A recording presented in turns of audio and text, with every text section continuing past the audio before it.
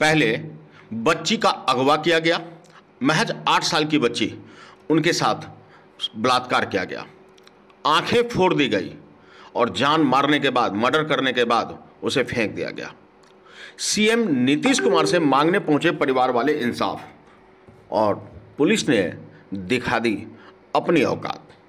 जी हां, कुछ इसी तरह की हेडलाइंस के साथ खबरें खूब वायरल हो रही है। खबर बिहार के पटना से जुड़ी है। बांका में एक बच्ची का, होली खेलने गई बच्ची का पहले अगवा किया जाता है, रेप किया जाता है, उनकी आंखें फोड़ दी जाती है, उसकी कत्ल कर दिया जाता है और फेंक दिया जाता है।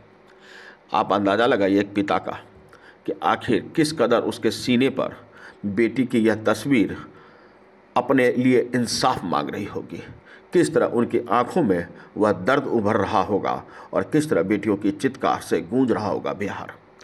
आज हम चीखेंगे नहीं, आज हम चिल्लाएंगे नहीं, आज हम कुछ भी नहीं कहेंगे। मन मरमाहत है तो सिर्फ और सिर्फ इतना कहना चाहेंगे कि जिस अपराध के चंगुल से निकाल कर लाया सीएम नीतीश कुमार और बन बैठे सुशासन बाबू, आज वही बिहार अपराध की ओर क्यों अग्रसर है? सवाल है, एक जवाब तो ढूंढिए। अपराधियों के चंगुल से निकाल लाया था सीएम नीतीश कुमार, जिसके बाद सुशासन बाबू का तमगा मिला। आज उसी सुशासन बाबू के राज में बेटियों का बलात्कार हो रहा है। जी हाँ, हमने एक खबर और दिखाई थी आपको बाट की, जहाँ बेटी को मजबूरी ने, उसकी गरीबी ने उसे फरीदाबाद तक लाया और वह सामूहिक बलात्कार के शिकार हुई। बांका की यह बेटी होली खेलने निकली थी, 8 साल की महज उम्र थी और उसके साथ रेप हुआ, मर्डर हुआ, आंखें फोड़ी गई।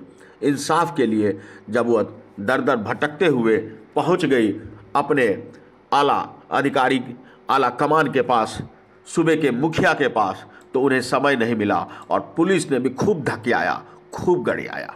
जी हाँ, आखिर कब बिहार पुलिस निहत्थों पर जोर दिखाना बंद करेगी?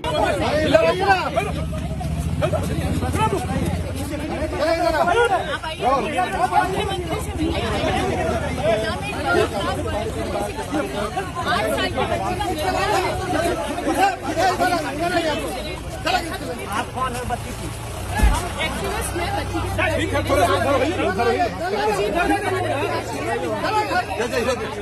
बलात्कारियों को ऐसे धक्का मारिए। मुख्यमंत्री से मिलना है, पिताजी हमारे साथ हैं। हाँ तो मिलने दीजिए आप। आप बताइए, बच्ची है 8 साल की बच्ची, क्या अपनी आवाज प्रशासन से हेल्प नहीं मिल रहा है, प्रशासन से हेल्प नहीं मिल रहा है।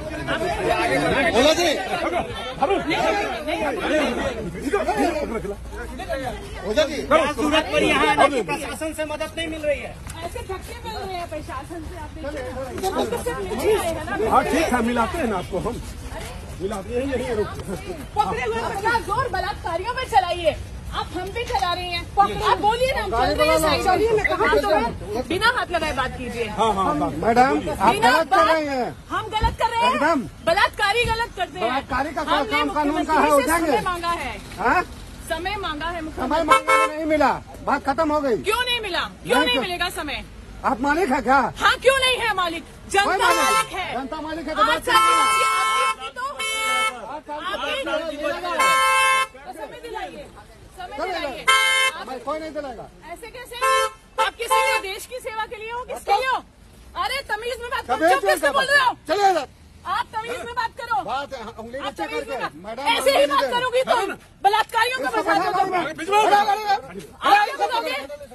ज्यादा गुंडागर्दी चल रही है। पिताजी बोलिए, आप अपनी आवाज रखिए। तुम्हारे गुंडागर्दी आप बताइए, महिला की बच्ची है, उसके साथ महिला है, महिला की तरह नहीं है। आपने सुनी इसके बाद? उसके साथ कोई सुनी आपने?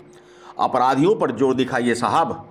बिहार पुलिस के कारनामे अक्सर सुर्खियां बटोरती है और इसी सुर्खियों में एक सुर्खी यह भी है, महिला एक्टिविस्ट के साथ खूब ज्यादती की जाती है, उन्हें दुत्कारा जाता है, कह दिया जाता है सीएम साहब के पास समय नहीं था, आपको समय नहीं मिला तो आप यहाँ से भाग खड़े हुए। इंसाफ मांगना कोई गुनाह नहीं है। 15 दिन पूर्व 8 वर्षीय बच्चे के साथ सामूहिक दुष्कर्म के बाद उसके पीड़ित पिता के न्याय नहीं मिली तो वह दिल्ली की सामाजिक कार्यकर्ता योगिता भयाना के साथ सीएम नीतीश कुमार से मिलने जा पहुंचे। गुहार लगाए, साहब हमारी सुन तो लो, सूबे के मुखिया हो आप, क्या पता आप हमें इंसाफ दिला सको, अन्यथा बड़े बड़े गुंडे बदमाश दबंगों के आगे बड़ी बड़ी कहानियां दब जाती है। मेरी बेटी की भी आंखें फोड़ दी गई, अस्मत लूट ली गई और अब उनके शव, उनकी आत्मा चीख रही है, चिल्ला रही है, रात में मुझे सोने नहीं देती। साहब रात में जब सोता हूँ तो कान में गूंजता है, पापा मुझे बचा लो, पापा मुझे बचा लो, पापा मुझे बचा लो। कहीं से आवाज़ गूंजती है कि मुझे इंसाफ चाहिए। उन हत्यारों को, उन बलात्कारियों को कब कानून के सीखचों के पीछे पहुंचाया जाएगा। और थक हार कर जब सूबे के मुखिया से मिलने पहुंचते हैं तो उनके साथ ज्यादती के सिवा कुछ नहीं होता है। आप तस्वीरों में देख सकते हैं कि किस तरह पुलिस कह रही है कि आप गलत हो। बलात्कारी गलत नहीं है, अपराधी गलत नहीं है, उनकी गिरफ्तारी पर पुलिस का डंडा नहीं चलना चाहिए। इंसाफ मांगने वालों पर पुलिस का डंडा आखिर क्यों? आपको बता दें कि बिहार में महिलाओं को लेकर पुरुषवादी मानसिकता की जड़ों का अंदाजा इसी बात से लगाया जा सकता है कि इंसाफ की गुहार लगाने वाली दिल्ली की सामाजिक कार्यकर्ता योगिता भयाना से मुख्यमंत्री आवास के बाहर तैनात पुलिसकर्मी कहते हैं कि महिला हो, महिला की तरह रहो। यह शब्द 6 शब्दों का है, लेकिन सैकड़ों सवाल खड़ा करता है। क्या महिला शोषित होने का नाम है या महिला कमजोर होने का? जरा समझिए, आवाज को दबाने का यह क्या मतलब है? आपको बताना होगा कि आखिर यह निंदनीय चिंतनीय शब्द क्यों सामने आ रही है। आखिर पुलिसकर्मी बिहार के मुखिया से मिलना क्यों नहीं देना चाहते? और अगर बिहार के मुखिया के पास समय नहीं है तो उन्हें दोबारा समय दिया जा सकता है, दोबारा वक्त दिया जा सकता है, उनकी सुनी जा सकती है, और नहीं तो कोई वरिष्ठ अधिकारी ही आकर के उनसे संज्ञान ले सकते हैं। लेकिन नहीं, आपकी बेटी मर गई, उसकी आंखें फोड़ दी गई, उसकी इज्जत लूट ली गई, कोई बात नहीं है। आप चीखते रहिए, चिल्लाते रहिए, कानून के दरवाजे खटखटाते रहिए।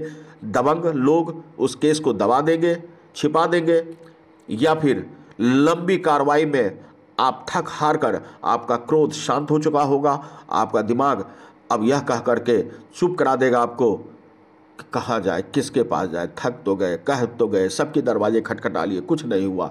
यही नियति है, यही हमारी किस्मत। हाय रे गरीबी, हाय रे यह बदनसीबी। कभी तो कोई तो सुने।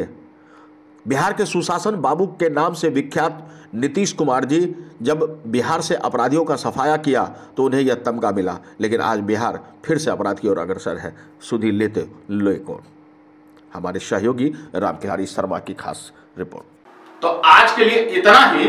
बने रहिए हमारे साथ, हम बिहार और झारखंड के हर अपडेट लेकर आएंगे। और हाँ भैया, सब्सक्राइब नहीं किए हैं तो कर लीजिए, काहे कि चैनल आपका अपना है, और आपका अपना है तो आपको सब्सक्राइब तो करना पड़ेगा ना, और शेयर भी कीजिए और लोगों को बताइए भी कि इस पर अपना खबर आता है, आपका अपना, जो आपकी आवाज है। इसलिए तो हम कहते हैं कि आजकल बिहार झारखंड आपकी अपनी आवाज अब नहीं दबेगी। बने रहिए हमारे साथ।